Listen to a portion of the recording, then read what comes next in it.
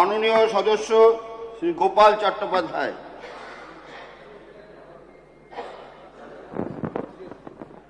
পরম মঙ্গলময় ঈশ্বর এবং আমাদের সবার প্রিয় পরম পূজ্য ভগবান থেকে প্রণাম জানাচ্ছি। সম্মানীয় অধ্যক্ষ মহোদয়, মন্ত্রী মহোদয় এবং সকল সদস্যবৃন্দ প্রত্যেককে যোগ্যদর্শীদের প্রণাম, প্রীতি, শুভেচ্ছা, ভালোবাসা এবং জাতীয় গৈরিক অভিনন্দন।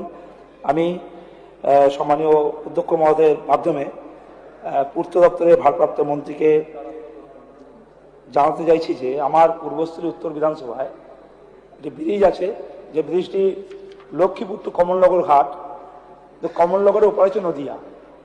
এই ব্রিজটি ওই এলাকার একটি গুরুত্বপূর্ণ ব্রিজ, যে ব্রিজের উপর দিয়ে প্রতিদিন প্রায় 25 থেকে 30 হাজার মানুষ যাতায়াত করেন এবং প্রচুর চাষি তাদের পণ্য পরিবহন করেন বিভিন্ন বাজারে যাওয়ার জন্য।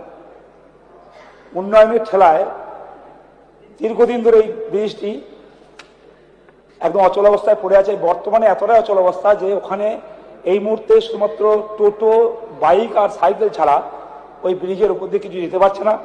4 চাকার গাড়ি যেগুলো মারুতি বা ভ্যান, এগুলো গেলে খালি করে যেতে হয়।